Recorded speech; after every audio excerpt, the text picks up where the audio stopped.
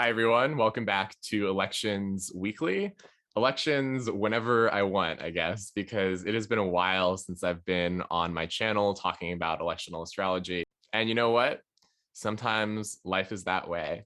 I have been teaching electional astrology in my electional course called Initiate, and we've got like 30 students. It's been amazing to see everybody grow over the course of the past few weeks. We've got a few more weeks coming. So the next cohort of that is going to be starting in November, and the doors are open. You can sign up already. You can get on a payment plan, start paying for that course. And I'm really looking forward to seeing everybody in the next cohort and, learning the lessons from this cohort, which, every one of these things is going to be different. Every one of these things is going to be made up of the people who compose the class. This is not a class where I just talk at you 100% of the time. This is very participatory, very much a place of getting feedback and learning one-on-one. We have a community forum. We have a place where you can share elections that you're working with, share elections that you're considering, and get feedback on them, not only from me, but also from other people in the community. It's been a wonderful experience, and I would love for you to join. So you can check out the links in the video description to explore that.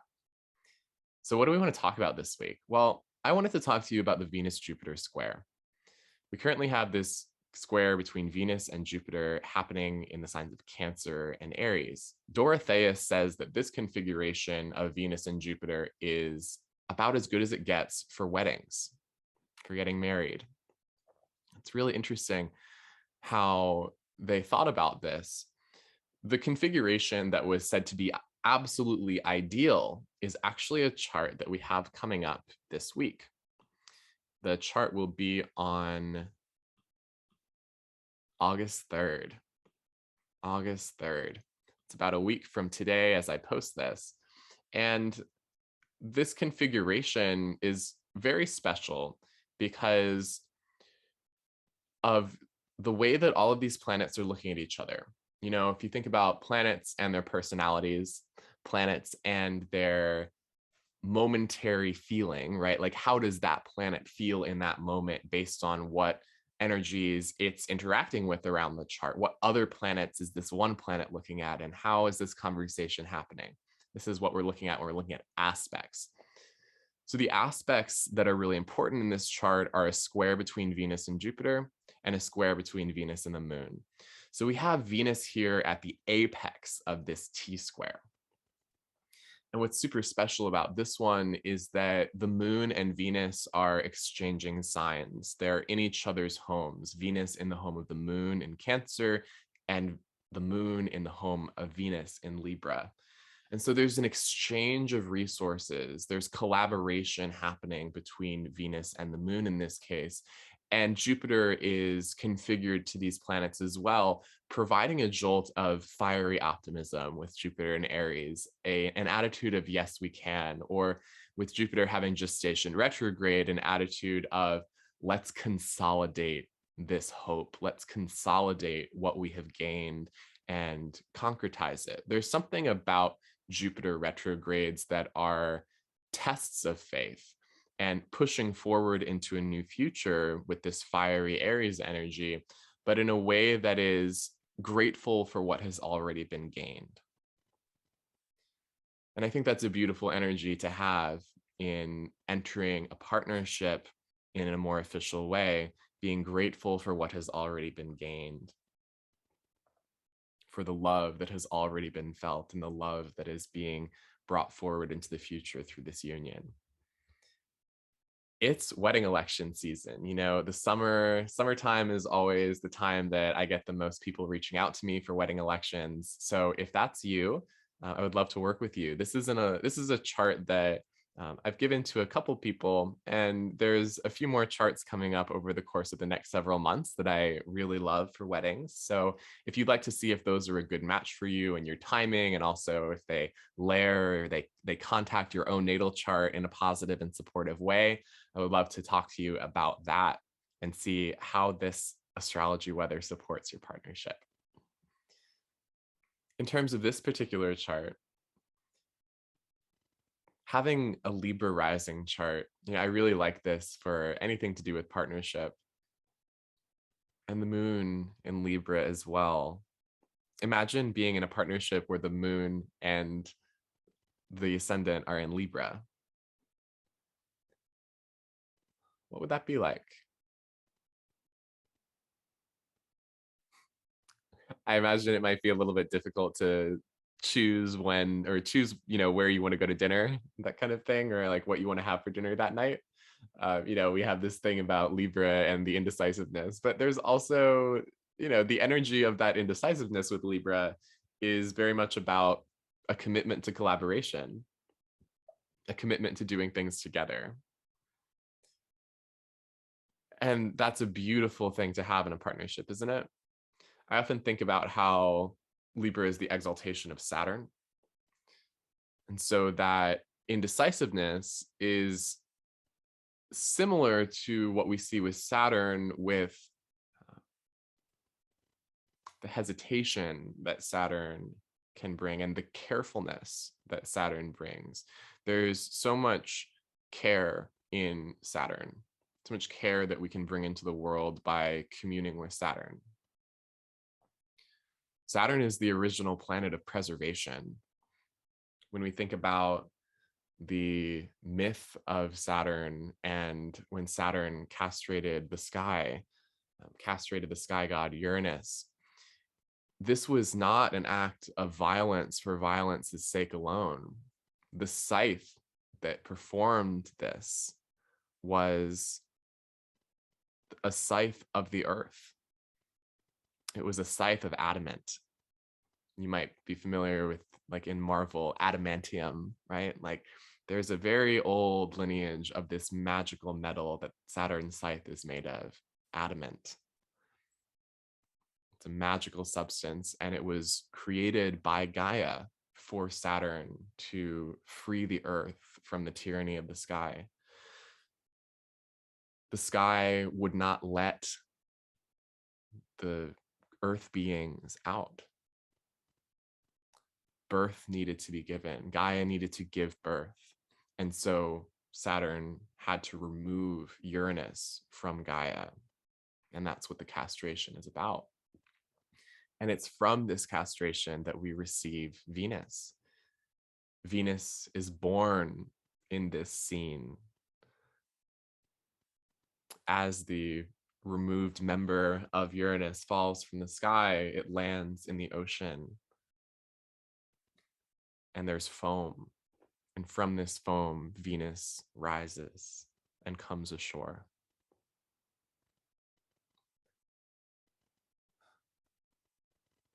Saturn is the original preserver. Saturn is the original ecological figure in the Hellenistic pantheon. We have Gaia, certainly, but Gaia is, and Saturn does. Saturn protects Gaia. So when we think about the role of time and our relationship with time and how this matters for the earth, we are temporary beings in a much longer lasting world. And Saturn helps us connect across time. It helps us understand ourselves as part of a lineage of protectors, people who have worked with the land, people who have preserved the land and preserved the resources. And Saturn teaches us that we must do the same. For without this protection, without this labor for the land, and this labor for the health of the water, the health of the ecosystem, the health of the world, without this labor, there can be no next generation.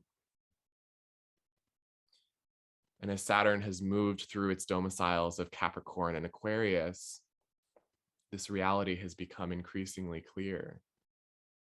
With Uranus and Taurus destabilizing food and money, It makes us question what our resources actually are, what resources actually matter. And it asks us to do what we can to build community in Aquarius, to take down ourselves from communities that are not supporting, from community. And community isn't just like, it's not just like people you know. Community is also ways you think. Saturn is in domicile in this air sign as well as an earth sign. It's about the ideas. Communities exist in ideas, the ideas that we share, the ideas that we bring together in community. And Saturn is a malefic. Saturn's energy is about breaking things down that need to be broken down, questioning the foundations that need to be questioned so that something stable can be built. So what are we building? What are you building? What ideas are our astrology building?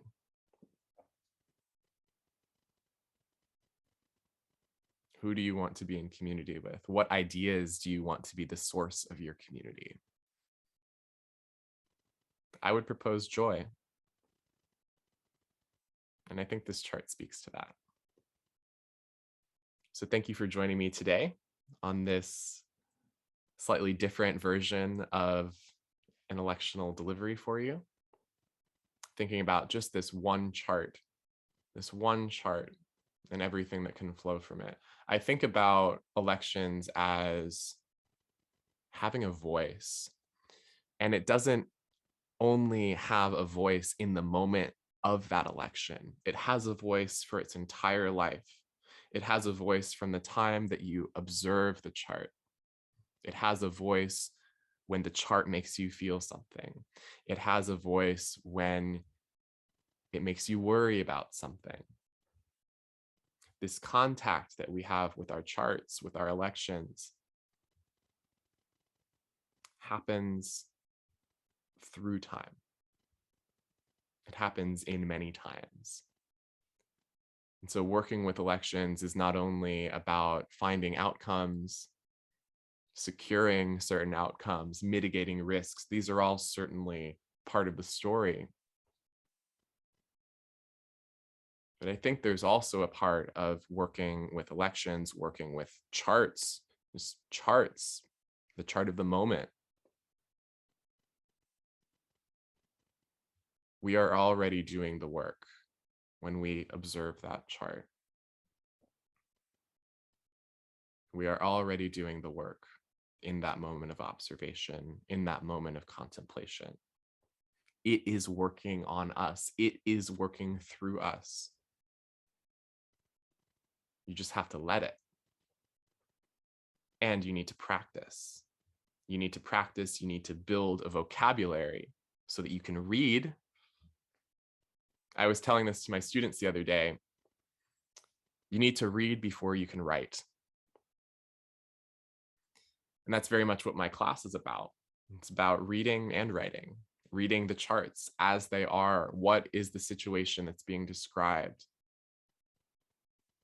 And one way that we've been practicing this is by looking at elections, or not even elections, looking at non-elections, looking at charts of the moment, at moments when the event happens. Something happens in your life. Maybe you get really positive news, or maybe you get really sad news. What was the chart of that moment when you received that information? And through doing this, we build a vocabulary. We build our embodied understanding, our embodied vocabulary of what these things in this chart do. That's reading. And then when we write, that is something, isn't it? When we can write, because we know how to read, we know the language, we know the words, we know how to build a sentence, we know the flow of the language, how each word bends into the next one, and how the sounds create a symphony. I'd love to share this with you. I already love sharing it with you. I don't know when the next time I'll be on YouTube is. Maybe soon. I'll see you then. Thank you.